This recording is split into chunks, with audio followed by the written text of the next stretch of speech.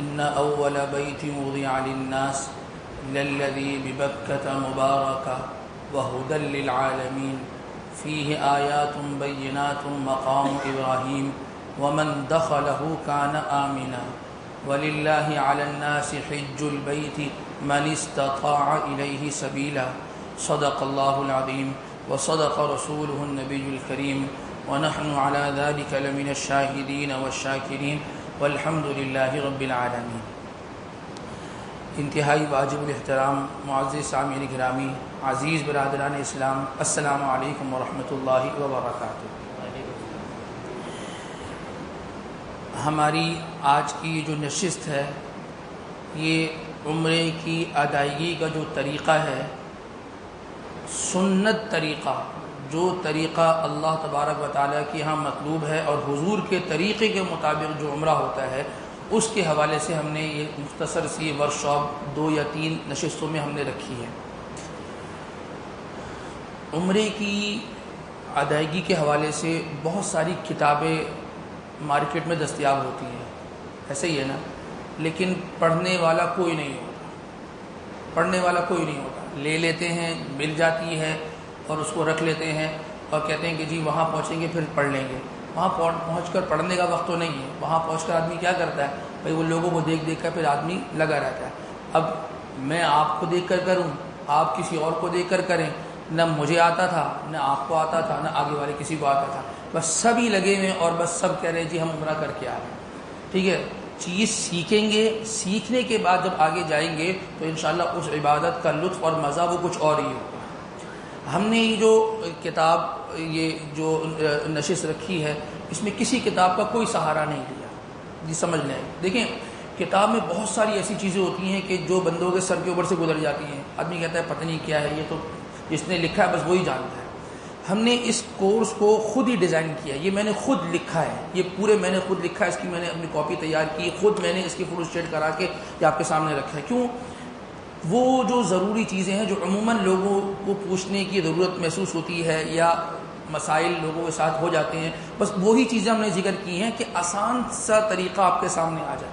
ٹھیک ہے، ایک آسان سا جو ہے وہ کہتے ہیں کہ بالکل بنا کر عمرے کا طریقہ آپ کے سامنے رکھ دیا جائے، آپ نے بس اس کو عمل کر لینا ہے۔ ٹھیک ہے نا، تو شروع میں ہم عمرے کے فضائل اور اس حوالے سے جو چیزیں ہیں وہ ذکر کریں گے، پھر اس کے بعد ترتیب چیزیں ذکر کریں گے، اس کے اندر عمرے کا طریقہ بھی آئے گا، اور جو مسائل مردوں کے ساتھ یا خواتین کے ساتھ پیش آتے ہیں نا، وہ مسائل بھی ذکر کریں گے۔ مردوں کے اتنے مسائل نہیں ہوتے اس معاملے میں، عجیب بات ہے خواتین کے ساتھ بڑے مسائل ہو جاتے ہیں، اور وہ انشاءاللہ آگے ذکر ہو جائیں گے کہ عورتیں پریشان ہو جاتی ہیں کہ اب کیا کریں۔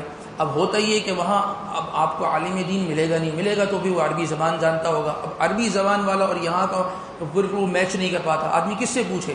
آدمی کہتا ہے جی بس چلو جی ہو گیا، اللہ پاک قبول فرمائے۔ بھائی سیکھ کر جائیں نا تو انشاءاللہ پھر جو قبولیت ہوگی نا وہ یقینی طور پر قبولیت ہوگی، سیکھ کر جانا ضروری ہے۔ ہماری یہ جو کلاس ہے، یہ جو نشست ہے، اس کا مقصد کیا ہے؟ ہم یہاں کیوں بیٹھے ہیں؟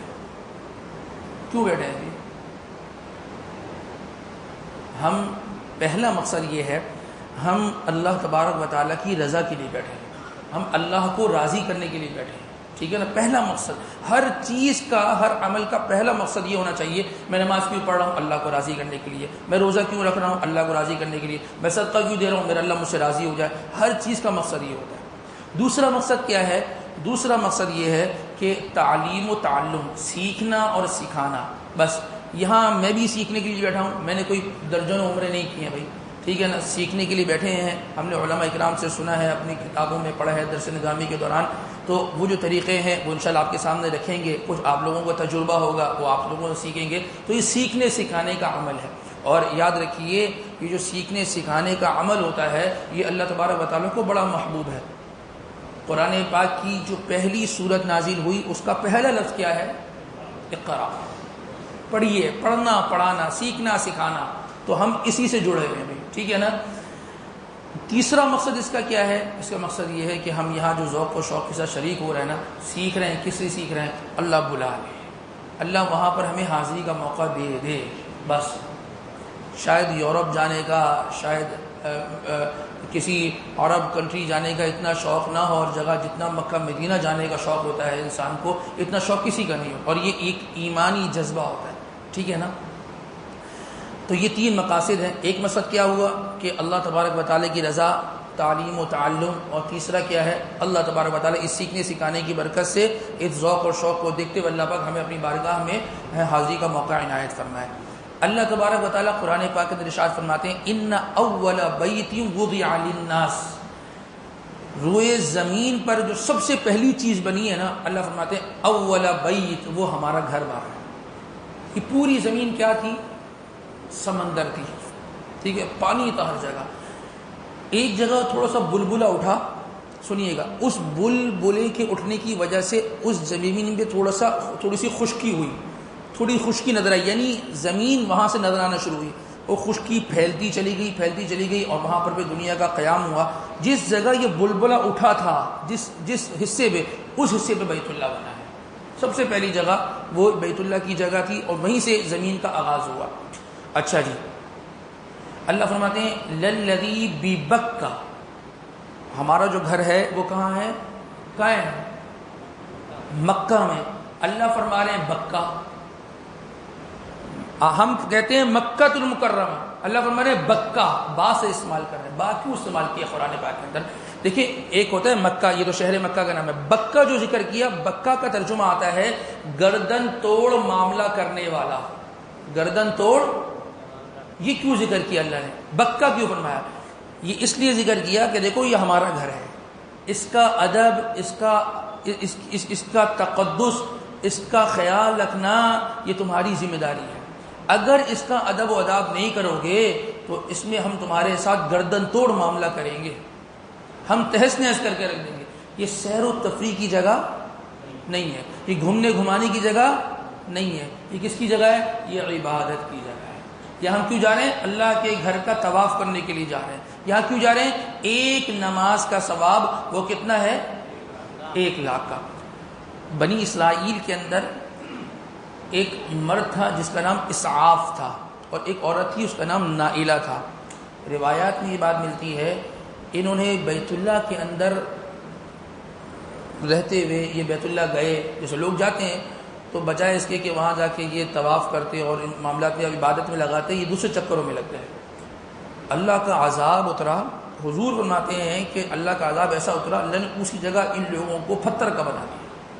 اچھا، اب بنی اسرائیل میں جب یہ معاملہ ہوا تو شرم کی بات ہے، ہماری قوم کے لوگوں کے ساتھ یہ معاملہ ہوا، تو انہوں نے کیا کیا؟ ایک کو اٹھا کے صفا پہ رکھ دیا، ایک کو اٹھا کے مروہ پہ رکھ دیا، اس معاملے کو یہاں ختم کیا۔ تو یاد رکھیے گا، اگر وہاں کسی قسم کی کوئی اس طرح کے معاملات اللہ نہ کرے ہوئے تو یاد رکھیے گا وہیں نقد اللہ پاک فیصلے فرما دیتے ہیں۔ یہ جو تصویر سازی ہو گئی نا، آج تصویر سازی ہو گئی، جی ہم نے کال ملائی، ویڈیو کال چل رہی ہے کہ جی میں طواف کر رہا ہوں۔ کس کو دکھا رہے ہو تم؟ یہاں کس کے لیے آئے تھے تم؟ اللہ کے لیے آئے تھے یا پاکستان میں بتلانے کے لیے آئے تھے کہ میں یہاں گیا؟ سب کو پتہ ہے بھائی، سب ایئرپورٹ چھوڑنے آئے تھے، سب کو پتہ ہے آپ یہیں گئے اور کہیں نہیں گئے، تو کس کو دکھا رہے ہو؟ یہ جو معاملات آج ہے نا کہ طواف ہو رہا ہے، سعی ہو رہی ہے، عبادات ہو رہی ہے، اور وہ آن لائن سارے معاملات دکھائے جا رہے ہیں، اس چیز سے برکات اڑ جاتی ہیں، اور بجائے اس کی اللہ کی طرف توجہ، انسان کی دوسری چیزوں کی طرف توجہ ہو جاتی ہے، اللہ کی طرف سے پکڑ ہو جاتی ہے، ٹھیک ہے نا؟ تو یہ جو جگہ ہے اس کو بکہ کو فرمایا، یہ گردن توڑ معاملہ یہاں پر ہو جاتا ہے۔ پھر اس کے بعد اللہ تبارک و تعالیٰ فرماتے ہیں مبارکن، یہ جگہ انتہائی بابرکت جگہ ہے۔ روایت کے اندر آتا ہے کہ جو شخص بیت اللہ کو ایک مرتبہ دیکھے گا، کتنی مرتبہ؟ ایک مرتبہ دیکھنے کا 20 نیکیاں ملنے کا ثواب ملتا ہے۔ ایک مرتبہ دیکھے گا 20 نیکیاں ملیں گی، بار بار دیکھتا رہے، بار بار اللہ دے گا، اللہ کے خزانے میں کوئی کمی نہیں ہے، سمجھے؟ یہ اتنی بابرکت جگہ ہے کہ تم دیکھو گے تمہیں اللہ تبارک و تعالیٰ اس کی برکات عطا فرمائیں گے، نامہ اعمال کے اندر کیا ہوں گی؟ نیکیاں ہوں گی۔ پھر اس کے بعد فرمایا اللہ تبارک و تعالیٰ نے فیہ آیات بینات، یہاں پر ہماری واضح نشانیاں ہیں۔ واضح نشانیاں کیا ہیں؟ بڑے بڑوں کو یہاں سے شفا ملی ہے، یہ واضح نشانی ہے۔ بڑے بڑوں کو یہاں سے ہدایت مل گئی ہے، ٹھیک ہے؟ بڑے بڑے لوگوں کے بڑے بڑے مسئلے حل ہو گئے ہیں، یہ واضح نشانی ہے۔ ایک تفسیر لکھی ہے عربی کتاب میں، یہ تفسیر ہے، پوری تفسیر عربی میں ہے، اس کو کہتے ہیں جلالین، ٹھیک ہے؟ جلالین، یہ دو بندوں نے لکھی ہے. ایک لکھی ہے آدھی 15 پارے لکھے ہیں علامہ جلال الدین سیوطی رحمۃ اللہ علیہ نے, اور بقیہ 15 پارے لکھے ہیں علامہ جلال الدین محلی رحمۃ اللہ علیہ نے. یہ جو علامہ جلال الدین سیوطی رحمۃ اللہ علیہ تھے نا, انہوں نے اس آیت کے ذیل میں عجیب ایک بات لکھی ہے. فرمایا ہے کہ آپ دیکھیں کہ بیت اللہ کے گرد نیچے تو بندے طواف کر رہے ہوتے ہیں اور اوپر جو ہے وہ پرندے طواف کر رہے ہوتے ہیں. ٹھیک ہے. فرمایا کہ جب کسی پرندے پہ کوئی بیماری آ جاتی ہے, کوئی بیمار ہو جاتا ہے, وہ یہ پرندہ ایک مرتبہ بیت اللہ کے اوپر سے گزرتا ہے, اللہ تبارک و تعالیٰ اس کی ایسی برکات ہیں, اللہ اس کو اس گزرنے کی برکت سے اللہ شفا عطا فرما دیتے ہیں. آپ بتائیے, جب ایک چڑیا, ایک پرندہ, ایک کوئل, ایک پرندے کو اللہ پاک شفا دے سکتے ہیں, تو یہ بندہ جو وہاں جائے اور اللہ سچے دل سے مانگے, ویڈیو کیمرے کے ذریعے سے کال نہ لگائے, اللہ پاک کیسے برکات نہیں دیں گے, کیسی اس کی زندگی کے اندر تبدیلی نہیں آئے گی. پھر اس کے بعد فرمایا کان آمینہ ومن دخلہ کان آمینہ, جو شخص یہاں داخل ہو گیا وہ امن میں آ گیا, نہ اس کو کوئی قتل کرے گا نہ وہ کسی کو قتل کرے گا. آگے بات آئے گی.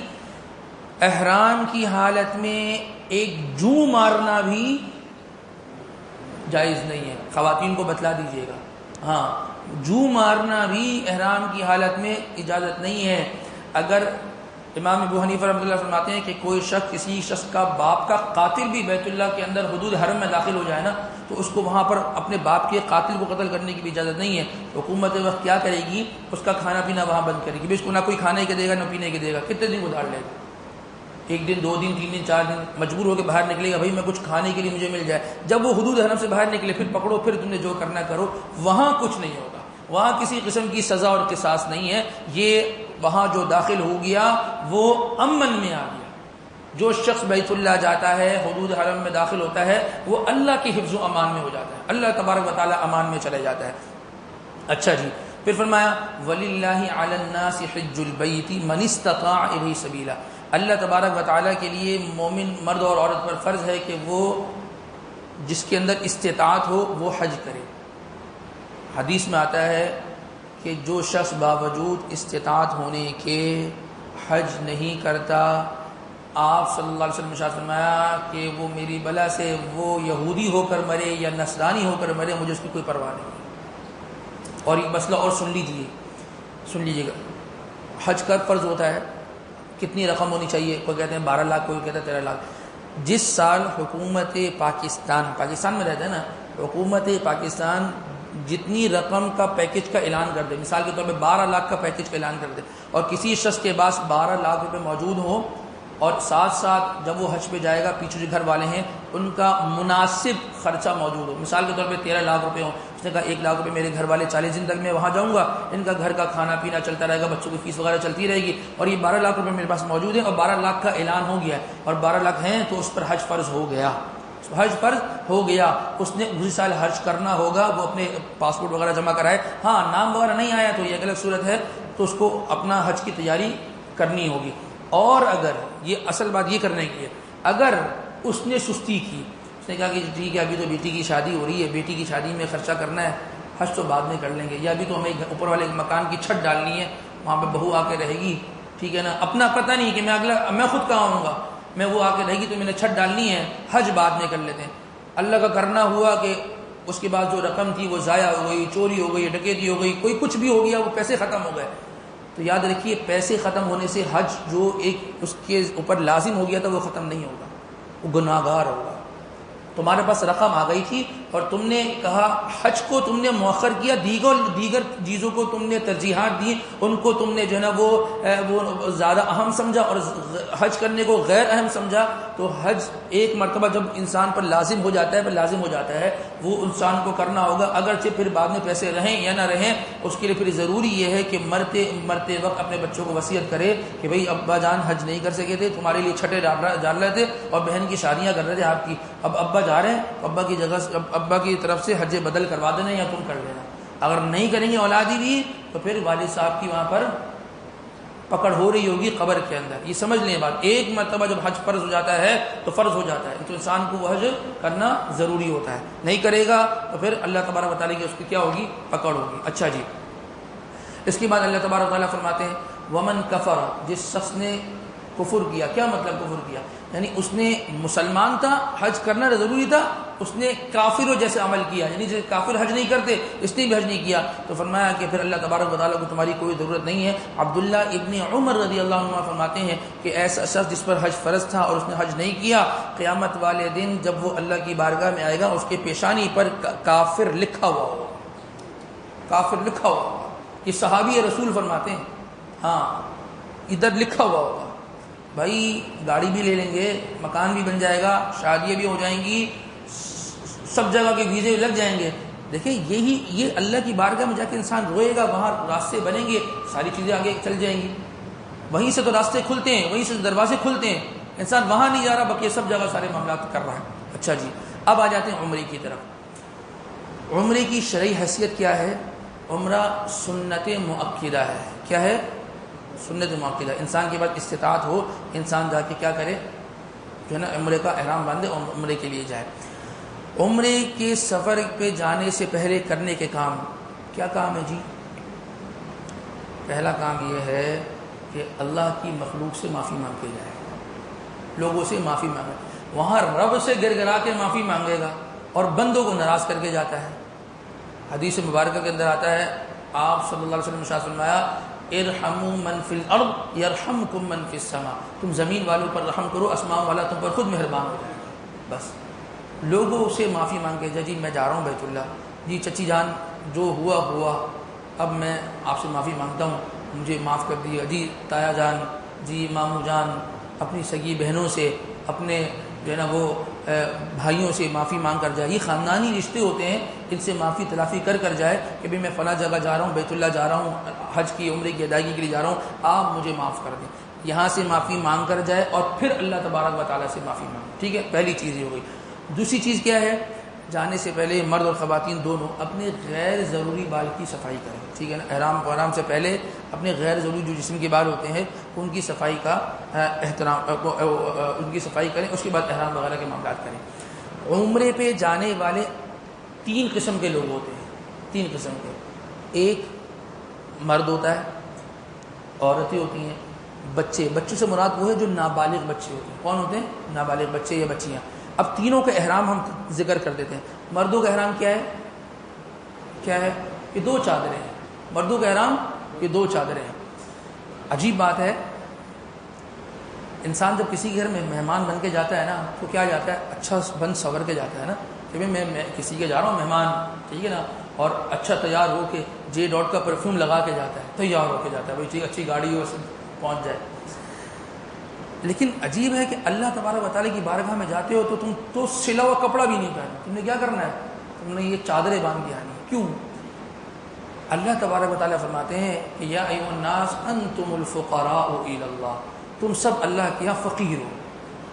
جب فقیر ہو نا تو صرف زبان سے فقیر نہیں ہو، فقیر ہو جیسی حالت بنا کر ہو، جسے چادریں بندی ہوئی ہو، تم تو یہاں کیا کرنے آ رہے ہو؟ تم تو لینے کے لیے آ رہے ہو، تم تو اللہ سے مانگنے آ رہے ہو، تم منگتے جیسے آتے ہیں نا اس حالت میں اللہ کی بارگاہ میں آؤ۔ اور روایت کے اندر آتا ہے کہ جب آدمی حج کے لیے جاتا ہے نا یا عمرے کے لیے جاتا ہے تو وہ آدمی، ابھی ہم سنیں گے آگے، نہ پرفیوم لگانے کی اجازت، نہ خوشبو لگانے کی اجازت، نہ بال بنانے کی اجازت، نہ کنگھا کرنے کی اجازت، نہ صابن لگانے کی اجازت، نہ شیمپو لگانے، ایسا جاؤ پراگندہ حالت میں اللہ کی بارگاہ میں، یا اللہ بس میں یہ ہوں، یہ میری حقیقت اور اصلیت ہے، یہ ہے کپڑا، یہ میں یہی پہن کے جاؤں گا، اور یہ تھا جب میں زندگی دنیا میں آیا تو یہ بھی نہیں تھا، بس یہ میری حقیقت ہے، یہ میری شکل و صورت ہے، یہ میری حالت ہے، بس یا اللہ تیرے پاس آیا ہوں، جو ملے گا تجھ سے ملے گا بس۔ تو مردوں کا جو احرام ہوتا ہے، مردوں کا احرام یہ 2 قسم کی یہ چادریں ہوتی ہیں، یہ چادریں لپیٹنا ہے۔ اور لپیٹتے کیسے انشاءاللہ وہ ہم آپ کبھی آخر میں ہم بتا دیں گے کیسے اس کو لپیٹا جاتا ہے۔ خواتین کا جو احرام ہوتا ہے، خواتین گھر کے کپڑے پہنیں گی، اس میں 2 چیزوں کا خیال ہو گئی، یہ باتیں آگے پہنچانی ہیں۔ ایک چیز یہ ہے، خواتین جو کپڑے پہنیں وہ کپڑے چست ٹائٹ نہ ہوں، آئی بات سمجھیں، یہ بتا دیں، ڈھیلے ڈھالے کپڑے پہن کے جائیں گے، باریک کپڑے نہ ہوں، ٹھیک ہے نا، اتنے بھی موٹے نہ ہوں کہ ان کو پھر ایک الگ گرمی لگے، مناسب درجے میں کہ جس سے جسم نہ جھلکے۔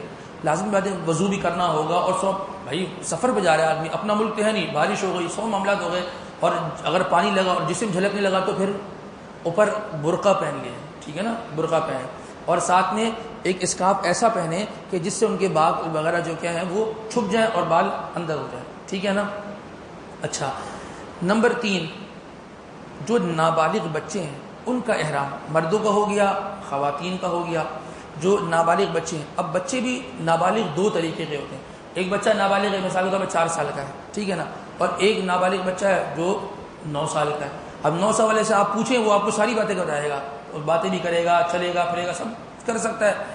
تو اگر نابالغ بچہ ایک وہ ہے کہ جو مطلب نہا کر احرام وغیرہ باندھ سکتا ہے، تو آپ اس کو احرام وغیرہ باندھ دیں، اور اسی کو آپ جو ہے نا اس سے کہیں کہ جی آپ نے 2 رکعت اس کو نفل پڑھائیں، اور پڑھنے کے بعد آپ اس سے تلبیہ پڑھوائیں، لبیک اللہم لبیک، اس سے تلبیہ پڑھائیں، ٹھیک ہے نا، وہ پڑھ لے گا.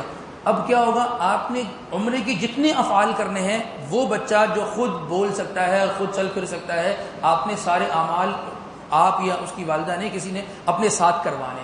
مثال کے طور پہ بچہ تو بچہ ہے، بچہ کہتا ہے میں نہیں کرتا، تھک گیا بھائی، اب میں نہیں کرتا، 4 چکر لگا دے میں نہیں کرتا. تو اب والد کے اوپر ذمہ داری یہ ہے کہ بچہ تو کنارے پہ بیٹھ گیا، ابا پہلے اپنا طواف مکمل کریں گے، اس کے بعد پھر اپنے اس بچے کا جو بیٹھ گیا تھا سائڈ میں اس کا طواف مکمل کریں گے. آئی بات سمجھ میں؟ یہ کون سا بچہ ہے؟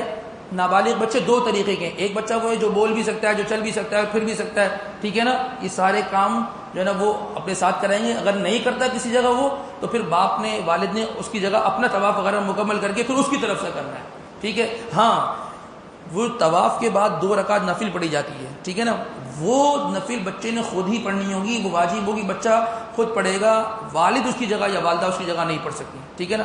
اچھا، دوسرا بچہ کون سا ہے؟ دوسرا بچہ وہ ہے کہ جو نہ تلبیہ پڑھ سکتا ہے، وہ توتلا ہے، اس کو تو ابھی اپنا ہی نہیں پتا، ٹھیک ہے نا. تو اس کو بھی آپ نے چادریں وغیرہ باندھی، نہلا دیا، چادریں وغیرہ باندھی، یا بچی ہے آپ نے اس کو کپڑے بنا دی نہلا دھلا کے، تو آپ نے پہلے اپنی نیت کری، اپنا تلبیہ پڑھا، پھر اس کی طرف سے اپنی زبان سے نیت کری اور خود ہی اس کی طرف سے تلبیہ پڑھا، بس اب اپنے ساتھ اس کو آپ نے لیا. اب یہ کیا ہے، وہ تو چل نہیں سکتا، یہ چھوٹی بچی چل نہیں سکتی، تو آپ نے گود میں لیا. اب آپ طواف جو شروع کر رہے ہیں، تو ایک تو اپنے طواف کی نیت کریں گے، اور ساتھ ہی ساتھ اس کے طواف کی بھی نیت کریں گے، الگ سے نہیں کرنا پڑے گا. اب اس کو گود میں لیے آپ نے اپنا طواف بھی کرنا ہے، اور اس کا بھی طواف ساتھ ساتھ ہوتا ہی رہے گا. ایک طواف کریں گے 2 کاؤنٹ ہو جائیں گے، آپ کی طرف سے بھی اس کی طرف سے بھی. اور اگر کہیں ایسا ہوا کہ وہ بچہ کہتا ہے مجھے اتار دو یا اماں کے پاس جانا ہے، اگر بچہ الگ ہو گیا تو پھر آپ نے دوبارہ اس کی طرف سے کرنا ہوگا، بچے کو ساتھ ساتھ لیے کرنا ہوگا، ٹھیک ہے. ہاں، طواف کے بعد کی جو 2 رکعتیں ہوتی ہیں، وہ ایسا بچہ جو بول نہیں سکتا اور جو چل نہیں سکتا، جو اس کی زیادہ سمجھ نہیں ہے، نابالغ بچہ، اس کے پر بھی 2 رکعت طواف کی نہیں ہوتی. نہ والد پڑھے گا نہ وہ پڑھے گا، وہ تو پڑھ ہی نہیں سکتا، وہ تو کچھ چھوٹا ہے، ٹھیک ہے نا. تو 3 قسم کے لوگوں کے احرام کا تذکرہ کر دیا. ایک مرد کا، بالغ مرد، بالغ عورت، نابالغ بچہ اور نابالغ بچی، اس کا تذکرہ ہم نے آپ کے سامنے کر دیا. ہاں اچھا، ایک بہت لوگ سوال یہ کرتے ہیں کہ ٹھیک ہے، مرد سے جو ہے نا وہ اگر کوئی ممنوعات احرام میں سے کچھ ہو گیا، خوشبو وغیرہ لگا لی تو، یا عورت نے لگا لی تو ان پہ تو چلو کیا ہے، دم وغیرہ وہ آگے ترتیب آ جائے گی. لیکن وہ جو چھوٹا بچہ جو نابالغ کا تذکرہ کیا، دونوں نابالغ جو بول سکتے ہیں یا بول نہیں سکتے، اگر انہوں نے کوئی اس طرح کا کام کر لیا، اس طریقے کا کام کر لیا، وہ خوشبو لگا لی یا کچھ طرح کا معاملہ کر لیا، تو ان پر سے معاف ہے، ان پر کچھ بھی نہیں ہے. بچہ تو بچہ ہے، شریعت نے بھی اس کی بڑی رعایت کری ہے. اچھا جی، احرام چادروں کا نام نہیں ہے، ٹھیک ہے نا، یا کپڑے پہننے کا نام نہیں ہے. یہ ذرا اہم چیز ہے، بڑا نوٹ کر لیجیے گا، بڑی کوتاہی رہ جاتی ہے. احرام 3 چیزوں کا نام ہے، صحیح ہے، 3 چیزوں کا. نمبر 1، مرد کیا باندھ لیں گے؟ چادریں باندھ لیں گے. خواتین کیا کریں گی؟ اپنے گھر کے کپڑے وغیرہ وہ پہن لیں گی. بچوں کا آپ نے احرام باندھ دیا، ٹھیک ہے. ایک تو چیز یہ ہو گئی. دوسری چیز کیا ہے؟ احرام کے بعد نیت ہوتی ہے. نیت عربی میں نیت کیا ہے؟ اللہم انی ارید العمرۃ فیسرھا لی وتقبلھا منی.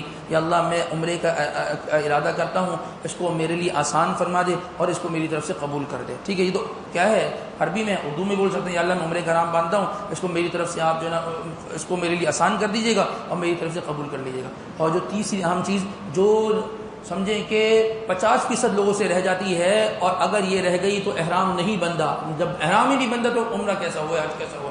وہ ہے تلبیہ. کیا ہے؟ لبیک اللہم لبیک لبیک لا شریک لک لبیک ان الحمد والنعمت لک والملک لا شریک لک. یہ تلبیہ ایک مرتبہ پڑھنا واجب ہے. اگر آدمی نے احرام باندھ دیا، عورت نے احرام باندھ لیا، اور انہوں نے نیت کر لی اور بیگ اٹھایا، جی چلو اب آگے نکلتے ہیں، اور تلبیہ نہیں پڑا، ابھی تک وہ احرام کے اندر آئی نہیں، ہاں یہ رکھ لیے گا۔ دیکھیں مرد تو پھر بھی یہ کلمات پڑھنا جانتا ہے، خواتین نہیں جانتی۔ مرد کے لیے با آواز بلند تلبیہ پڑھنا واجب ہے، با آواز بلند۔ مرد نے اگر دل میں پڑھ لیا احرام نہیں بنتا، آواز کے ساتھ پڑھے گا۔ اور خاتون کیا ہے، وہ ہلکی آواز سے پڑھیں گی۔ اگر کسی کی گھر والی کو، خواتین کو تلبیہ پڑھنا نہیں آتا، مرد پڑھے لبیک اللہم لبیک کو پڑھیں گی لبیک اللہم لبیک۔ اچھا یہ جو تلبیہ پڑھنا شروع ہوا ہے نا، اب آپ جہاز میں بیٹھے ہیں، جہاز سے اترے ہیں، آپ جو ہے نا وہ آگے جدہ پہنچے، جدہ سے آگے مکہ پہنچے، یہ تلبیہ آپ کی زبان پہ رہنا ہے، پڑھتے رہنا، تلبیہ پڑھتے رہنا، پڑھتے رہنا، پڑھتے رہنا، ٹھیک ہے نا، اس طریقے کا معاملہ۔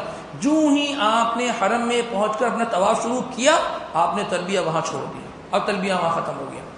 اے اللہ میں حاضر ہوں، لبیک اللہم لبیک کا مطلب کیا ہے؟ یا اللہ میں حاضر ہوں، اب تو حاضر ہو گیا نا، اب تو بیت اللہ پہنچ گیا نا، اب یہاں تلبیہ ختم ہو جانا چاہیے، ٹھیک ہے، یہاں تلبیہ ختم ہو گئی۔ یہ سمجھ لیجئے گا، احرام 3 چیزوں کا نام ہے، مردوں کے لیے چادر، عورتوں کے لیے کپڑے، نمبر 2 نیت، نمبر 3 تلبیہ۔ تلبیہ اگر رہ گیا تو پھر عمرہ نہیں ہوگا۔ اگر کوئی خاتون یا مرد نے تلبیہ نہیں پڑھا تھا، باقی سب چیزیں پڑھ لی اور وہ حرم میں پہنچ گئی، کسی نے پوچھا کہ تلبیہ پڑھا تھا، جی تلبیہ تو نہیں پڑھا تھا، اب 2 راستے ہوں گے اس کے پاس۔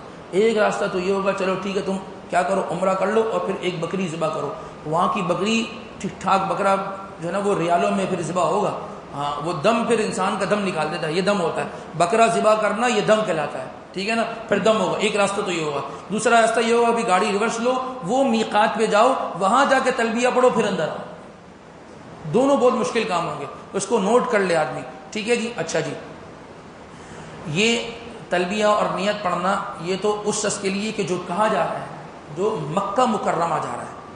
فلائٹ 2 طریقے کی ہوتی ہیں، پہلے بعض لوگ مکے جاتے ہیں، بعض لوگ پہلے مدینہ جاتے ہیں، ٹھیک ہے۔ جو مدینہ جاتے ہیں ان کے لیے تو جو ہدایت ہیں وہ بعد میں آ جائیں گی، ان کے لیے کوئی احرام وغیرہ نہیں ہوتا، ٹھیک ہے نا۔ لیکن جو مکہ جا رہا ہے وہ احرام پہنے گا، احرام پہننے کے بعد نیت، اور نیت کے بعد تلبیہ وغیرہ جو ہے نا وہ کرے گا۔ اچھا بعض اوقات ایک صورت یہ ہوتی ہے کہ یہ کنیکٹنگ فلائٹ ہوتی ہے نا، یہاں سے گئے دبئی، دبئی سے آگے پھر آپ نے اسٹے ہے، آگے چلے گا، ٹھیک ہے نا۔ تو اب اس میں بعض لوگ کہتے ہیں جی اب ابھی سے ہم احرام باندھ لیں گے تو پھر یہ تو بڑے مسائل ہو جائیں گے، یہ معاملہ تو ہو جائے۔ تو اس میں پھر صورت یہ ہے کہ ٹھیک ہے آپ احرام اپنے ساتھ رکھ لیں کسی شاپر وغیرہ میں، اب وہاں پہنچیں اور وہاں پہنچنے کے بعد جو ہے نا آپ احرام باندھیں، اور احرام باندھنے کے بعد نیت وغیرہ کر لیں، ٹھیک ہے نا۔ لیکن اگر صورت یہ ہے کہ نہیں آپ نے جو ہے نا وہ ڈائریکٹ جانا ہے اور جو ہے نا وہ یہاں سے ڈائریکٹ جدہ اتریں گے، تو ٹھیک ہے آپ جو ہے نا احرام وغیرہ چادریں تو گھر میں باندھ لیں، لیکن جو ہے نا نیت وغیرہ آپ جب وہاں آپ کو بورڈنگ کارڈ مل جائے نا، بس پھر آپ اس وقت نیت کر لیں۔ بعض لوگ اس انتظار بیٹھے ہیں کہ جی وہ جہاز میں اعلان ہوگا نا تو ہم اس وقت کر لیں گے، جہاز میں اعلان ہوتا ہی نہیں ہوتا یہ پتہ نہیں، تو جانے والے بتائیں گے۔ لیکن اگر اعلان ہو رہا ہوا اور ہماری کسی کی آنکھ لگ گئی تو اس میقات پہ دوبارہ لوٹنا ہوگا پھر، ہاں ورنہ دم دو۔ اس لیے بورڈنگ کارڈ ملے نا انسان نیت کر لے، کیونکہ جہاز ہے، انسان تھکا ہوا ہے، انسان سو گیا اور وہ جگہ نکل گئی جہاں نیت کرنی ہوگی۔ ایک میقات آتا ہے، جہاز میں آ جاتا ہے میقات، اعلان ہوتا ہے، تو اس میقات سے پہلے احرام اور نیت ہونی چاہیے۔ احرام تو باندھ لیا تھا، نیت نہیں کی تھی، کہا تھا کہ میں جب اعلان ہوگا جب کر لوں گا، نہیں، آپ بس بورڈنگ کارڈ ملے پاکستان ایئرپورٹ پہ کر لیں، یا دبئی پہ اترے ہیں نا، بس دبئی میں احرام وغیرہ پہن کے آپ نیت کر لیں، ٹھیک ہے نا، اور اس کے بعد پھر آگے کے مراحل ہونے چاہیے۔ اچھا جی، احرام کی جو ہے وہ ادائیگی سے پہلے، احرام پہننے سے پہلے جو ہے نا جب آپ نے احرام پہنا تو جو چادریں باندھی ہیں اس چادریں کے باندھنے کے بعد مرد جو ہے اپنا سر ڈھک کر، سر پہ ٹوپی پہن سکتا ہے، اس وقت میں 2 رکعت نفل پڑھے گا۔ کیا پڑھے گا؟ اور ان 2 رکعت نفل میں پہلی رکعت میں سورۃ الکافرون پڑھنا سنت ہے اور دوسری رکعت میں سورۃ الاخلاص پڑھنا یہ سنت ہے۔ یہ پڑھ لیا، اب آدمی اپنی ٹوپی وغیرہ اتار دے، ٹھیک ہے نا، اب ٹوپی اتار دی، اب آدمی کیا کرے گا؟ نیت کرے اور تلبیہ پڑھے، اب یہ محرم ہو گیا، اب یہ محرم ہو گیا، اب یہ کسی قسم کی کوئی خوشبو وغیرہ یہ نہیں لگا سکتا، جو ممنوعات ہیں وہ آگے ہم ذکر کر دیں گے۔ کیا کرنا ہے؟ 2 رکعت نفل پڑھنی ہے، یہ صورتیں پڑھنی ہے، اور اس کے بعد جو پھر آدمی کیا کرے گا؟ نیت کرنے سے پہلے وہ اتار لے سر پہ جو ٹوپی وغیرہ پہنی ہے، ٹھیک ہے، اور اس کے بعد جو ہے نا پھر وہ اپنی نیت اور تلبیہ پڑھ کے اب محرم ہوگی۔ اچھا ایک بڑا سوال ہوتا ہے، وہ سوال یہ ہوتا ہے کہ جی ہم نے احرام باندھ دیا، اب ہم جو ہے نا وہ محرم ہو گئے، اب بھائی واش روم جانا ہے، ٹھیک ہے نا، مردوں نے بھی جانا ہے، خواتین نے بھی جانا ہے، بھائی تو اب وہاں جا کے آدمی احرام اتار سکتا ہے؟ یہ ایک آدمی حالات ہیں، پسینہ آیا، بہت آیا، اب آدمی کو غسل کرنے کی ضرورت ہو رہی ہے، تو احرام باندھ دیا، اب احرام اتار سکتے ہیں۔ تو یاد رکھیے واش روم جائیں یا آپ کے ساتھ احرام میں کوئی اللہ کرنے کوئی ناپاکی وغیرہ لگ گئی ہو، کچھ ہو گیا ہو، احرام اتار کر واش روم میں انسان جا سکتا ہے، احرام وہاں جائے، اندر جائے احرام، بلکہ بہتر بھی یہی ہے۔ دیکھیں ہمیں عادت نہیں ہے لنگیاں باندھ کر ہمیں واش روم سے فراغت ہوں، ہمیں تو عادت ہے شلوار وغیرہ کی نا۔ تو اب ہم اگر اس طرح پہنے ہم کرنے کی کوشش کریں گے تو وہ ممکن ہے کہ کموڈ وغیرہ میں کہیں لگ جائے، ہمارا احرام ہی ناپاک ہو جائے، تو اس کو اتار کے لٹکا دیں، انسان فارغ ہو جائے، فارغ ہونے کے بعد دوبارہ احرام باندھیں۔ اس سے احرام کوئی ختم نہیں ہوتا، ایسے نہیں کہ جی میں نے احرام باندھ دیا اتار نہیں سکتا۔ اسی طریقے سے جو خواتین ہیں سمجھ لیں، بتا دیں خواتین کو، وہ جو اسکارف پہنتی ہیں عموماً خواتین کیا کرتی ہیں کہ جی ہم نے تو اب احرام باندھ دیا، اب وضو کر رہی ہیں نا، تو وہ جو مسا ہے وہ اس کے اوپر ہی کریں، اسکارف کے اوپر۔ مسا تو سر پہ ہوتا ہے، سر کے بالوں پہ ہوگا، وہ پانی تو اندر گیا ہی نہیں۔ جب وضو نہیں ہے تو وضو نہیں ہو تو آپ کا پھر آگے عبادت کس کام کی، کیسی عبادت؟ آپ کا نہ طواف نہ کچھ بھی نہیں ہے۔ تو لہذا خواتین کو بھی بتا دیں، آپ نے جب احرام باندھ دیا، اب آپ کے اوپر ساری چیزیں منع ہو گئیں، تو آپ نے ایسا نہیں ہے کہ آپ نے وضو کے دوران آپ جو نا وہ اسکارف نہیں اتار سکتی ہیں، اپنا دوپٹہ وغیرہ نہیں اتار سکتی، بالکل اتاریں، اچھی طریقے سے مسح کریں، اور اس کے بعد جو ہے نا آپ دوبارہ کر لیں، کوئی اس میں مسئلے کی بات نہیں ہے۔ اس سر کا ڈھانکنا اور اس کو یہ جو نا اتارنے میں کوئی ممانعت نہیں ہے۔ اچھا جی، اس کے بعد کیا ہے؟ ہاں دیکھیں احرام کا کھولنا کیا ہوتا ہے، یہ بات بھی سمجھ لیں کہ بھئی میں واش روم گیا اور میں نے احرام اتار کے لٹکا دیا تو میرا احرام کھلا تو نہیں۔ دیکھیں احرام کھلتا پتہ کس طرح، یہ ذرا سمجھ لیجیے گا طریقہ کار۔ مثال کے طور پہ اللہ نہ کرے کوئی آدمی احرام پہن کر جا رہا ہو، ایئرپورٹ پہ اس کو روک دیں، جی آپ کا نام تو اس لسٹ میں ہے کہ آپ تو ملک پاکستان سے باہر جا ہی نہیں سکتے، ٹھیک ہے نا، ہو جاتی کبھی کوئی مجبوری، ٹھیک ہے، یہ اللہ نہ کرے خدا نہ کرے کسی کا وہ ایئرپورٹ پہنچا، اس نے نیت کر لی تھی، اب جو ہے نا احرام وغیرہ پہن لیا تھا، وہ جہاز میں جانے والا تھا، کسی اپنے کا ایسا انتقال ہو گیا، اس کو چھوڑنا پڑا سب کچھ، اب وہ کس طرح کھلتا ہے احرام؟ اب احرام کھلنے کا طریقہ یہ نہیں کہ واش روم کا احرام کھول دیا تو بس کھل گیا۔ کھلنے کا طریقہ کیا ہوتا ہے؟ کھلنے کا طریقہ یہ ہوتا ہے کہ آدمی مکہ المکرمہ فون کرتا ہے، وہاں کہتا ہے اپنے کسی جاننے والے کو بھئی ایک بکرا ذبح کرو، وہ بکرا ذبح ہوگا، بکرا ذبح ہونے کے بعد یہاں پر یہ اپنا حلق کرائے گا، یہ گنجا ہوگا، گنجا ہونے کے بعد اپنے احرام اتارے گا۔ یہ طریقہ کار ہوتا ہے احرام کا۔ اللہ نے اگر کسی کا کوئی مجبوری ہو جاتی ہے نا تو یہ طریقہ کار ہوتا ہے، کوئی ایسا نہیں کہ واش روم جا کے کھولا یا کسی کا احرام گندا ہو گیا، کیچڑ لگے، کچھ ہو گیا، حج میں ہو جاتا ہے یہ معاملہ، تو بھائی احرام بدلنا چاہتا ہے، احرام رکھا ہوا ہے بیگ میں، بھی میں احرام اتاروں گا تو کچھ نہیں، اتاریں، یہ رکھیں، دوسرا باندھ لیں، بالکل اجازت ہے اس چیز کی۔ احرام اترنا یہ نہیں ہوتا، احرام اترنا کیا ہوتا ہے، ہم نے ہمیں ذکر کر دیا، احرام اترنا کیا ہوتا ہے کہ آدمی کو اب مجبور ہو گئی، اب آدمی آگے نہیں چل پاتا، اس کو بند کر دیا اس کے راستے، تو اب پھر یہی ہے کہ بھئی اپنے بکری ذبح کرواؤ، وہاں پر حدود حرم میں ذبح ہوتی ہے، وہاں ذبح ہوگی، اس کے بعد یہ یہاں پر حلق کروائے گا، یہ عورت ہے تو اپنے بال کٹوائے گی، وہ کتنے کٹیں گے بتا دیں گے آگے، اور اس کے بعد جو ہے نا پھر اس کو اس بات کی اجازت ہوگی کہ اب جو ہے نا آپ نے حلق کرے، اب احرام اتارو، اور جب آپ کے راستے کھل جائیں تو آپ نے پھر عمرے کی قضا کرنی ہوگی، عمرہ کرنا یہ واجب ہوگا۔ سمجھ لیں، آپ صلی اللہ علیہ وسلم جب حدیبیہ کے لیے نکلے تھے تو آپ کو حدیبیہ کا مقام پر روک دیا گیا تھا، اس سے آگے آپ کو جانے نہیں دیا تھا۔ اللہ کے نبی احرام میں تھے اور آپ کے ساتھ ایک بڑی تعداد میں صحابہ کرام تھے، سب محرم تھے، سب نے احرام باندھا ہوا تھا، لیکن کیا قریش مکہ نے کہا نہیں بھائی اس سال نہیں، ہم اندر نہیں آنے دیں گے۔ اللہ کے نبی نے کیا فرمایا؟ چلو بھائی ٹھیک ہے، آپ نے اپنی قربانی کو ہوئی حدود حرم میں ذبح کیا، ذبح کرنے کے بعد آپ نے حلق کروایا، حلق کروانے کے بعد آپ نے اپنے جو ہے کپڑے تبدیل کر لیے، اور پھر جا کر جو ہے نا وہ اگلے سال پھر آپ نے جو ہے نا اس عمرے کی قضا کی۔ اس عمرے کی قضا کرنا بھی ضروری ہے کیونکہ احرام تو مان لیا تھا، وہ تو اتارنا پڑا کسی مجبوری کی وجہ سے، تو یہ احرام کا اتارنا کہلاتا ہے۔ اچھا جی، اس کے بعد کیا ہے؟ خواتین یہ سوال پوچھتی ہیں کہ جی احرام کی حالت میں ہم گلوز دستانے یا موزے وغیرہ پہن سکتے ہیں؟ بالکل، دستانے بھی پہن سکتی ہیں خواتین اور موزے وغیرہ بھی پہن سکتی ہیں۔ مرد حضرات موزے وغیرہ نہیں پہن سکتے، ٹھیک ہے نا، وہ چپل کون سی پہنتے ہیں بھی ہم ذکر کریں گے آگے، ٹھیک ہے۔ اچھا، اور جو دستانے وغیرہ ہیں مردوں کے لیے کہ نہ پہننا بہتر ہے، کسی کے ہاتھ میں کوئی مسئلہ وغیرہ ہو، 100 معاملات ہوتے ہیں، اگر دستانہ پہننا چاہے تو مرد دستانے پہن سکتا ہے لیکن بہتر نہیں ہے، اور خواتین دونوں چیزوں کا استعمال کر سکتی ہیں۔ اب انتہائی اہم مسئلہ ایک ذکر کرتے ہیں خواتین کے حوالے سے۔ دیکھیں اللہ پاک نے ایک سسٹم بنایا خواتین کا کہ ان کے چند ایام ایسے آتے ہیں کہ جن ایام کے اندر وہ ناپاک ہوتی ہیں، ٹھیک ہے نا، اور اس ناپاکی کے اندر ان کے لیے نماز پڑھنا یا مسجد کے اندر آنا اس کی اجازت نہیں ہے، ٹھیک ہے۔ اب ترتیب کچھ ایسی ہوئی کہ بھائی کوئی خاتون ہے اور وہ خاتون ان کی تاریخ مثال کے طور پہ آج جیسے 8 تاریخ ہے نا، کل ان کی فلائٹ تھی، ابھی تک تو وہ پاک تھی. جس دن فلائٹ تھی 2 گھنٹے پہلے ان کی ناپاکی کے ایام کی ترتیب شروع ہو گئی. اب کیا کریں؟ اب تو ادھر عمرے پہ جانا ہے اور ادھر جو ہے نا یہ ناپاک ہو گئی. اب کیا کرنا چاہیے؟ یہ مسئلہ سن لیں، اہم مسئلہ ہے، ٹھیک ہے.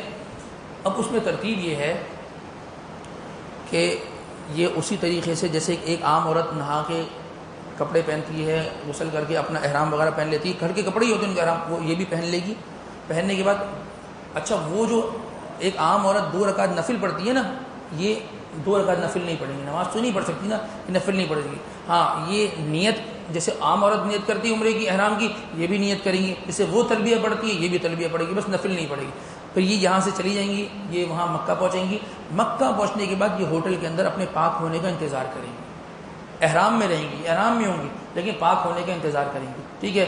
جیسے ہی یہ پاک ہوں گی بس اس کے بعد پھر یہ مسجد حرام میں جائیں گی، اپنا عمرہ کر کے یہ فارغ ہوں گی. لیکن مثال کے طور پہ کوئی خاتون کا معاملہ ایسا ہوا کہ ان کی فلائٹ ہی ان کا ٹوٹل جو وہاں کا ٹور تھا وہ تھا ہی 5 دن کا، اور ان کی ناپاکی ہوتی ہے 6 دن کی، پھر کیا کریں گی؟ اب وہاں پہنچی، اب وہ تو پاک ہو کے نہیں دے رہی، 4 دن 5 دن ہو گئے بھیا فلائٹ ہے، اب کیا کریں؟ تو پھر اب یہ ہے کہ اب وہ اسی ناپاکی کی حالت کے اندر کیا کریں گی؟ وہ اپنا طواف وغیرہ عمرہ کر لیں گی، لیکن کیا دیں گی؟ دم دیں گی، ٹھیک ہے نا. لیکن کیا دیں گی؟ دم دیں گے. 2 صورتیں ذکر کر دی ہیں. ایک تو یہ ہے کہ وہ وہاں جا کے ہوٹل میں انتظار کریں گی، لیکن اگر ٹائم ہی نہیں ہے ان کی فلائٹ واپسی کی کھڑی ہے تو کیا کریں؟ پھر ترتیب یہ ہے کہ ٹھیک ہے اسی حالت میں پھر وہ اپنا طواف وغیرہ کر لیں، اپنا عمرہ کر لیں، اور اس کے بعد جو ہے نا پھر ایک جو ہے نا بکری دم دے دیں، کیونکہ بھائی ناپاکی کی حالت کے اندر یہ معاملات کیے گئے ہیں، ٹھیک ہے نا. یہ بات سمجھ لی نا. اچھا ایک مسئلہ اور ہو جاتا ہے خواتین کے ساتھ. وہ مسئلہ یہ ہوتا ہے کہ یہاں سے گئے، عمرہ کیا، عمرہ کرنے کے بعد کہاں چلے گا؟ مدینہ منورہ چلے گا، ٹھیک ہے نا.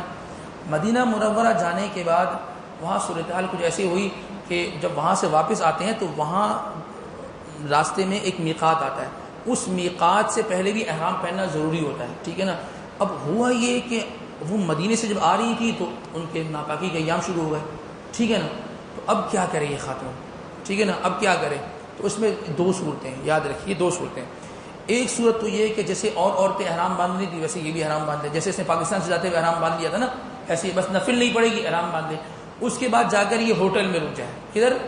مکے میں گئی، سب عمرہ کر رہے ہیں، یہ ہوٹل میں رکی ہوئی، یہ ابھی نہیں گئی. یہ کب جائیں گی؟ جب یہ پاک ہو جائیں گی پھر یہ اپنا عمرہ کر لیں گے.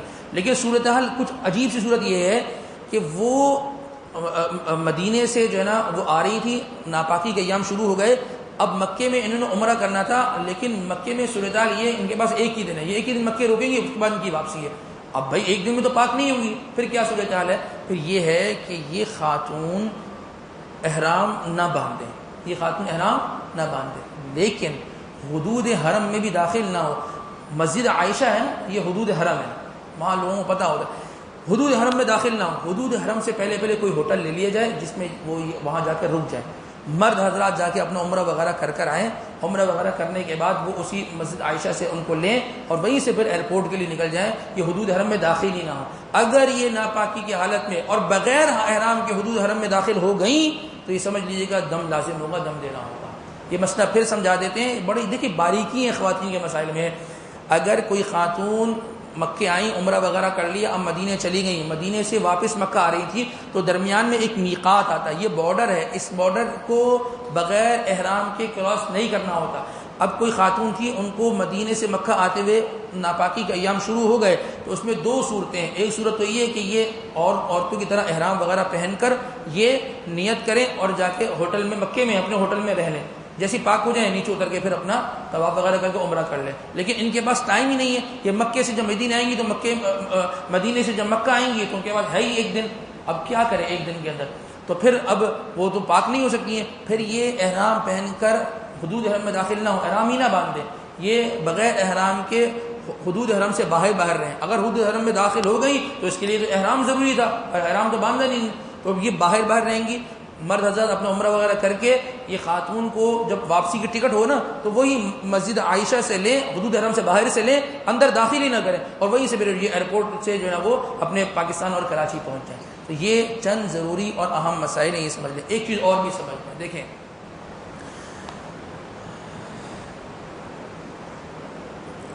بعض لوگ وہ ہوتے ہیں کہ جو میقات ہے نا، میقات، اس میقات سے باہر رہتے ہیں، ٹھیک ہے نا.